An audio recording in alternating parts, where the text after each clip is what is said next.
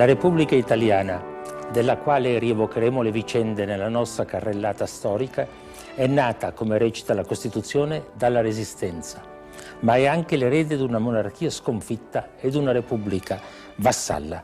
La monarchia fu quella dei Savoia, compromessa irrimediabilmente dalla disfatta militare nella Seconda Guerra Mondiale.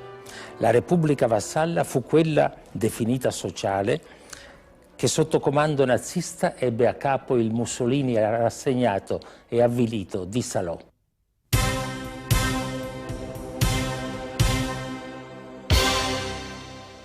Montanelli, mi rendo conto che la storia del fascismo non si può fare in una battuta, ma comunque volevo chiederle cosa fu il fascismo e chi fu Mussolini?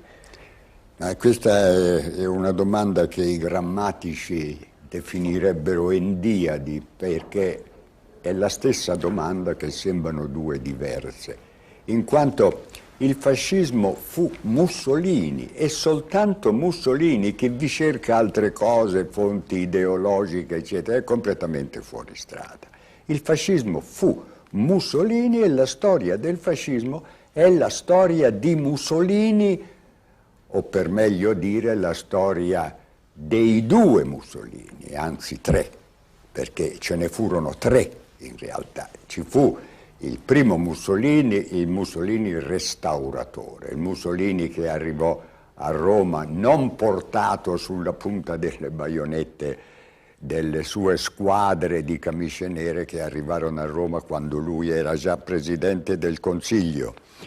Questo fu celebrato sempre come una rivoluzione fatta d'accordo col re, coi carabinieri, con quanto c'era, come sempre avviene in Italia, insomma. E questo Mussolini assolse il suo compito. L'Italia era un paese nel caos, perché non c'erano, dalla fine della guerra in poi, non c'erano più stati dei governi capaci di governare, per lo stesso motivo per cui non lo sono ancora i governi attuali. Cioè erano dei governi di coalizioni che non andavano d'accordo, perché i popolari di Sturzo non si misero mai d'accordo con i socialisti dei vari Lazzari e compagnia, cioè in mano agli elementi più estremisti, perché quindi nella piazza dominava la violenza che prima era stata rossa e che ultimamente era diventata la violenza nera. Nei ministeri si suonavano i campanelli, non venivano nemmeno gli uscieri a sentire che cosa voleva il ministro, i servizi di Stato, gli organi di Stato non funzionavano più. Arrivò Mussolini e, bisogna dire la verità, rimise ordine. La difficoltà più grossa fu quella di inquadrare e di ordinare le squadre fasciste. Mussolini non ha mai amato i fascisti, questo sia detto fra noi, potrebbe essere il capitolo di una storia nuova, ecco, li detestava. E queste squadre di manganellatori non obbedivano mica a Mussolini, obbedivano ai vari RAS provinciali, obbedivano a Farinacci a Cremona, a Balbo a Ferrara, a Arpinati a Bologna, a Tamburini a Firenze. Erano autonomi, diciamo. Autonomi, rissosi, poi litigavano anche fra loro, eccetera. Mussolini ricorse a un sistema intelligente e sicuro, li inquadrò in una istituzione, creò la milizia fascista, che aveva una sua gerarchia e una sua disciplina poco rispettate, ma però, insomma, che impedivano certe iniziative. Ma non si fermò qui. Mussolini chiamò accanto a sé a formare il governo quanto c'era di meglio in Italia, sia che fosse fascista o che non lo fosse. Perché lui affidò per esempio la riforma dei codici a Rocco, che non veniva dai quadri fascisti, affidò la riforma scolastica, e fu l'unica buona riforma che l'Italia ha avuto in questo secolo, a Gentile, che anche lui non veniva, anche se simpatizzava, non veniva dai ranghi fascisti, per la economia di cui lui non capiva nulla, e si affidò a uomini come Finzi, poi come Volpi, come Beneduce, come il giovane Menichella, tutta gente che non aveva nulla a che fare col fascismo. Questo Mussolini durò 5 o 6 anni e si capisce perché e come raccolse il consenso di quasi tutta l'Italia. Questo è il momento di cercare un consenso assoluto. Il plebiscito non offre alcuna scelta agli elettori che votano incolonnati e in camicia nera. I deputati li ha già scelti Mussolini. Si tratta di dire sì o no all'indirizzo politico del partito. In definitiva, di consacrare il mito personale di un uomo. Chi dirà di no?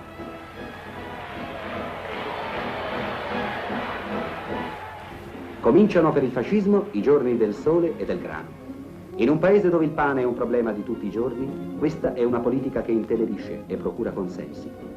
La battaglia del grano, indice di un'economia povera e arretrata, è uno dei più patetici e abili diversivi ideati dalla dittatura. Lo avvallano il re e le speranze di pace di un popolo intero. Sotto tanto sole, unica nota pessimistica, è l'impermeabile di Mussolini. Poi successe a Mussolini quello che succede sempre a chi esercita per troppo tempo un potere assoluto. Perse il senso della realtà. Si allontanò dalla realtà. Si allontanò. Lui, che era stato un realista, tempista, politico eccellente, non uomo di Stato, ma politico eccellente, appunto per il senso del tempo e della misura che aveva avuto, si allontanò dalla realtà e diventò quello che Bottai chiamava il monumento di se stesso, quello che Grandi chiamava la caricatura di se stesso e quello che Balbo chiamava addirittura un cola di Rienzo che si crede Giulio Cesare e a cui bisognerebbe fare la stessa fine del cola di Rienzo della storia. E quindi l'impero... Quindi l'impero, la pretesa di non essere soltanto il protagonista della storia d'Italia, quello lo era effettivamente, ma della storia d'Europa, di far recitare all'Italia una parte a cui l'Italia era assolutamente non preparata e incapace di reggere. Quindi anacronistico e fuori dal tempo. Fuori dalla realtà completamente, il che finì per renderlo prigioniero di Hitler, eccetera. È l'ultimo colloquio con la folla. Dalle oceaniche adunate di piazza alle tavole di un palcoscenico, quelle del lirico. Entro subito nella materia del mio discorso. Il popolo italiano è quindi quello che deve dare la volontà. Faremo di Milano la Stalingrado d'Italia, una promessa che non potrà mantenere. Bisogna, dice, decembrizzare Milano. È l'ultimo slogan. E questa è l'ultima platea. Poi c'è il terzo Mussolini, il Mussolini patetico di Salò, che vive in mezzo alle macerie del suo sistema, impotente a tutto e che passa le serate insieme ai suoi vecchi amici del tempo dell'Avanti e del partito socialista come Bombacci, come Carlo Silvestri, a sognare un nuovo fascismo che in realtà era il vecchio socialismo. Quindi resta sorelliano. un socialista in fondo. Ma lui lo era sempre rimasto, bisogna dire la verità. Quando lui andò al potere voleva a tutti i costi il patto di pacificazione con i socialisti. Furono gli squadristi che glielo mandarono all'aria. E perciò non amava i fascisti? No, Mussolini non ha mai amato i fascisti. La liberazione del 25 aprile 1945 riunificò un paese che dall'armistizio dell'8 settembre 1943 in poi era stato diviso in due e dilaniato nel territorio d'occupazione tedesca da una spietata guerra civile.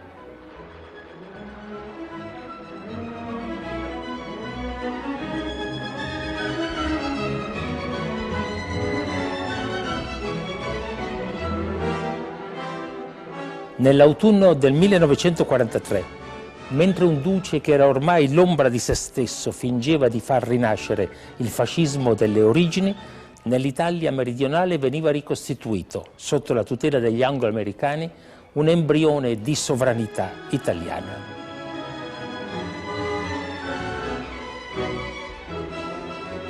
L'avevano preservato, pur con una fuga da Roma che era stata prematura e umiliante, Vittorio Emanuele III e il suo primo ministro, maresciallo Badoglio. Come giudica lei la fuga del re e del maresciallo Badoglio da Ortona vicino a Pescara sulla corvetta Baionetta quando poi raggiunsero Brindisi? Lei ritiene che sia stata una colpa imperdonabile, l'abbandono senza ordini ai comandanti delle forze armate italiane? Oppure fu l'unico modo di assicurare la continuità dello Stato? Ma il motivo che fu addotto a posteriori è questo ultimo. Voleva e si doveva assicurare la continuità dello Stato. In realtà sia al re che a Badoglio, vecchi contadini piemontesi, anche il re, vecchi contadini piemontesi, furbi,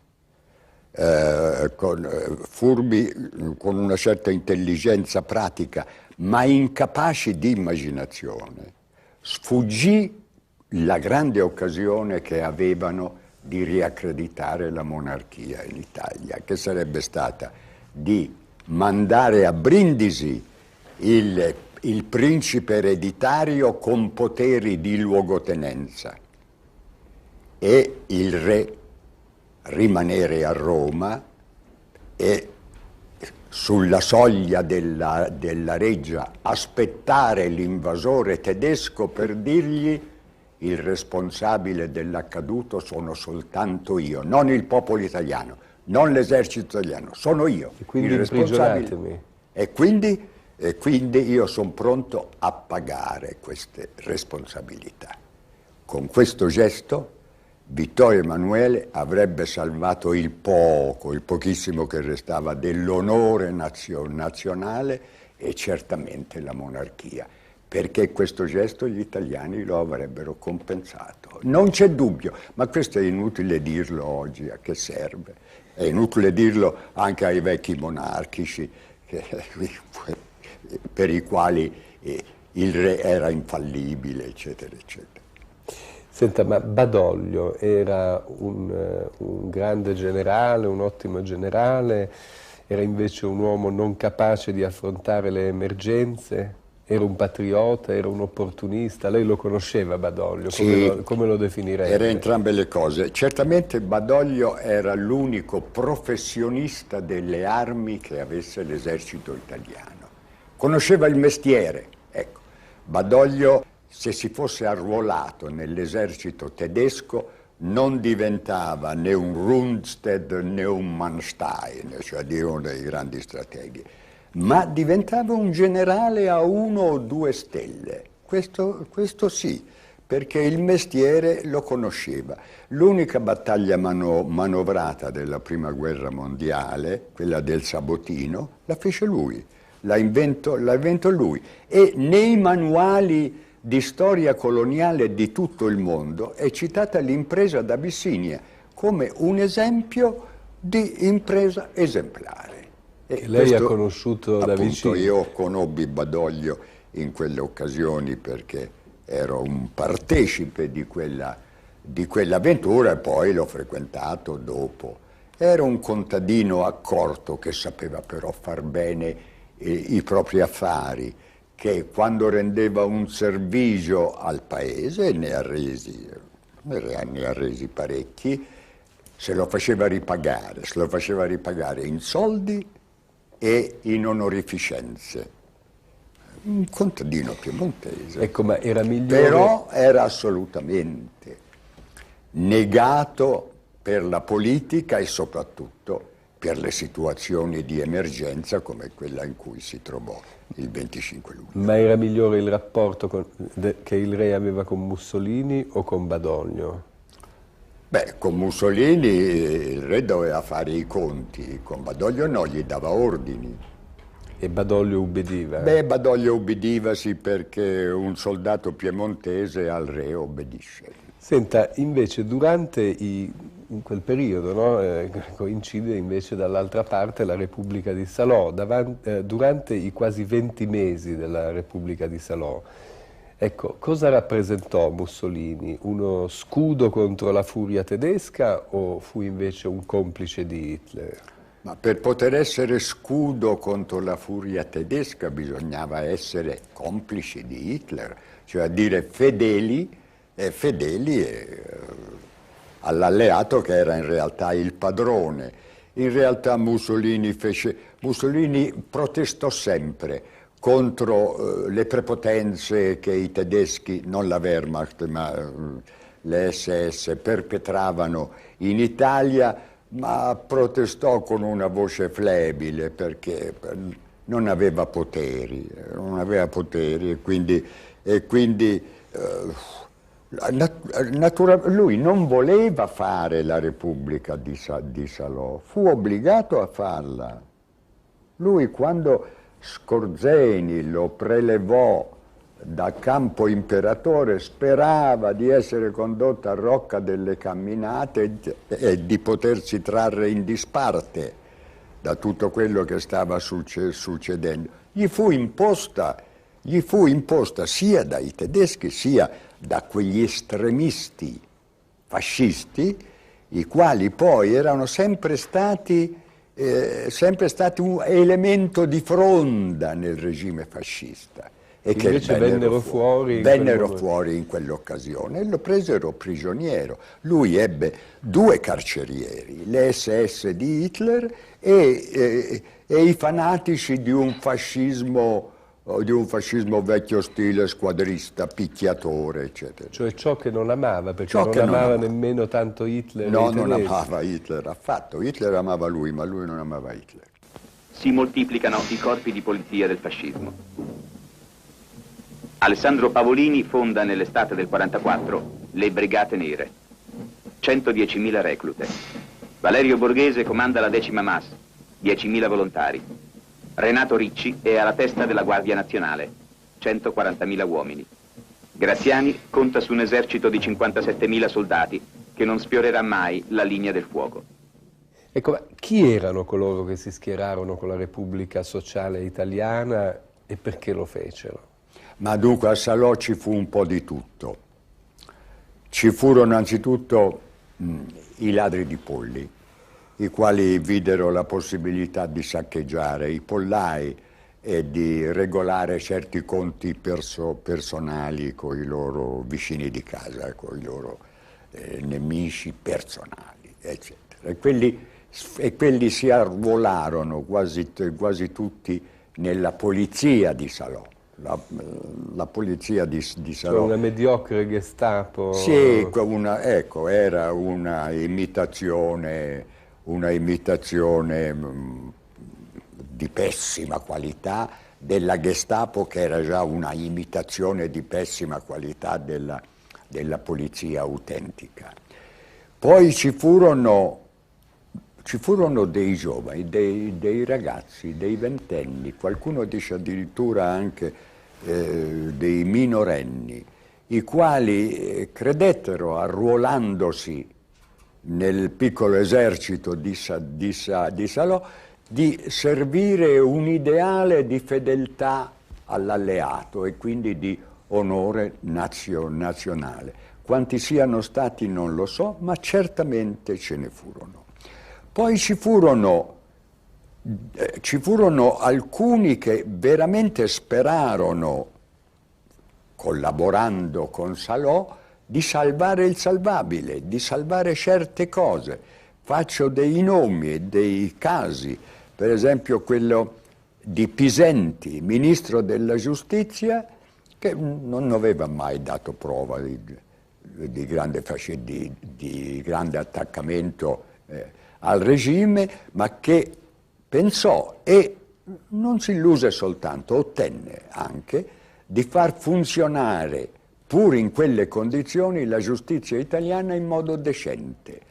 Ci riuscirono più o meno. Ecco, appunto, ma fu una protezione in qualche modo questo regime di Salò dalla poi furia? ci furono anche dei combattenti che non volevano buttare via, diciamo così, il loro passato di combattenti, cioè a dire quello che avevano fatto in guerra, e molti di loro avevano fatto delle cose grosse. Per esempio il tanto vituperato comandante della 10ª Masse, Valerio Borghese, era stato un eroe di guerra, c'è poco da dire. Molti aviatori, molti cacciatori soprattutto, che si erano battuti nei cieli, vollero continuare a combattere.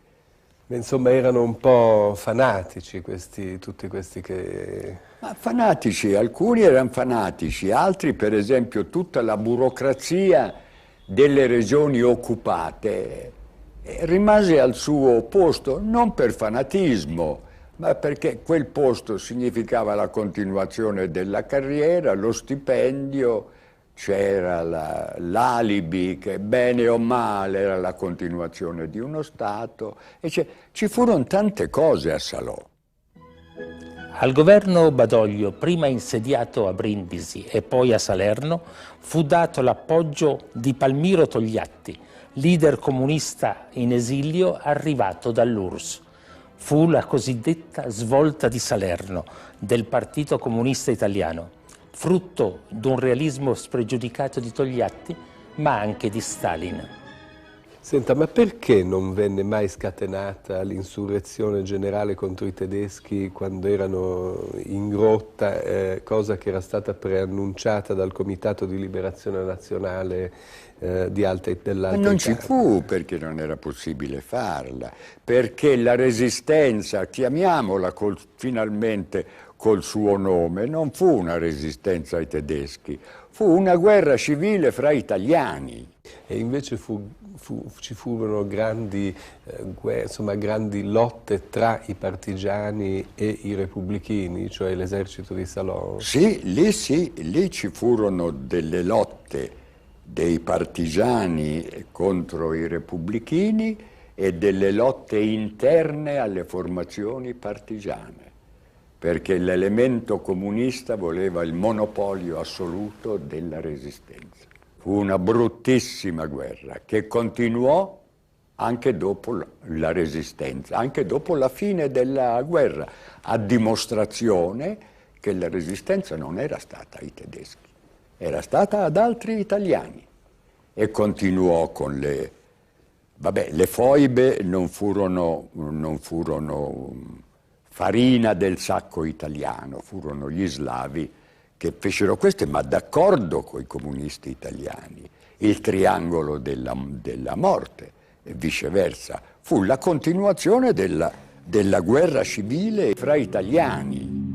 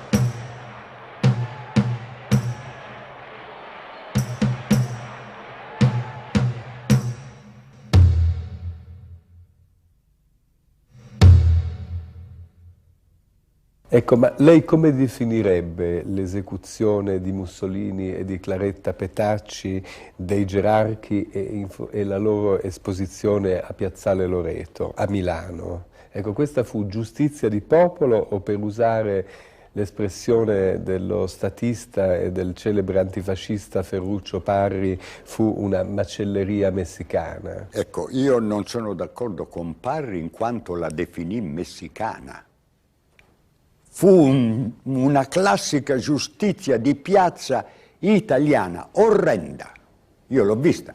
Io ho visto l'esposizione dei cadaveri a Piazzale Loreto e ancora mi vergogno. Le fece questo? Come? Che impressione? Lei era un uomo giovane, che impressione le fece? Un'impressione di orrore, veramente, e di vergogna di appartenere a gente che era capace di fare. Guardi che sto parlando della esposizione dei cadaveri, mi riferisco a quella. Sì, perché tanti erano già morti. Aver dato spettacolo di questo spettacolo infame di gente che sputava, che orinava sui cadaveri appesi a un chiodo. Questo che Parri chiamò messicano, io fossi messicano mi offenderei. Fu ecco, peggio perché messicano. Mussolini e la Petacci già erano stati uccisi. Erano stati uccisi, tutti erano già stati uccisi quando furono esposti. Altra cosa sul fatto della giustizia sommaria. Quella era inevitabile. Cioè era inevitabile che lo uccidesse. Era inevitabile che lo uccidessero sul posto per evitare un processo a Mussolini, che avrebbe spaccato ancora di più l'Italia di quanto già lo fosse, e lo era già moltissimo. Il processo a Mussolini non si poteva e non si doveva fare.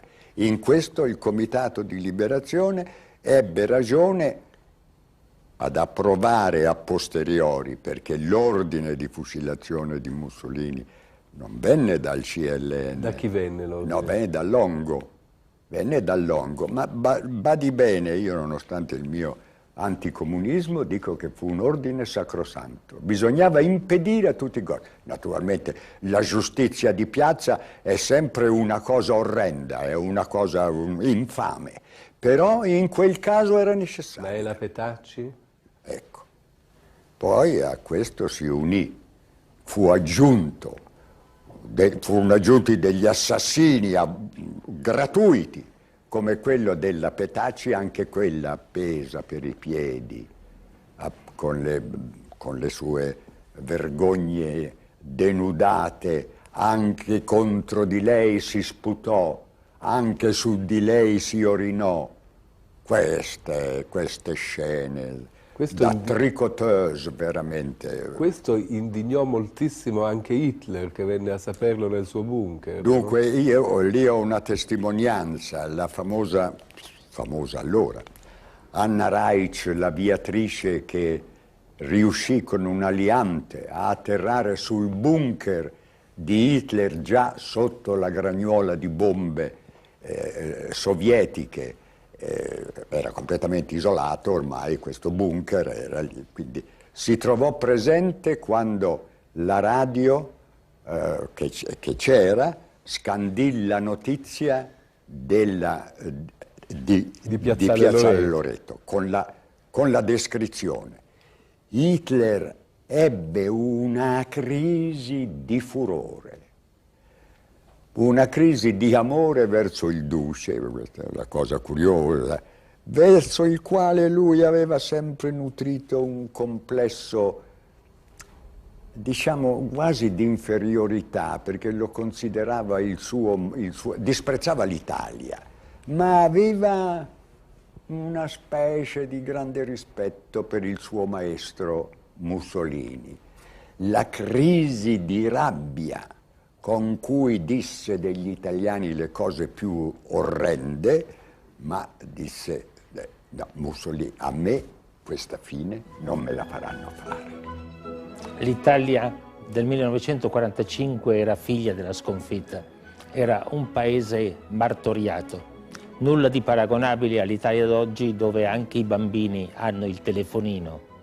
Eppure in quel paese così piagato ma così risoluto a guarire, c'era una cosa che forse oggi manca un po', la speranza, la convinzione che domani sarebbe stato meglio di oggi e dopodomani meglio di domani. E questa convinzione gli italiani del 1945 l'avevano.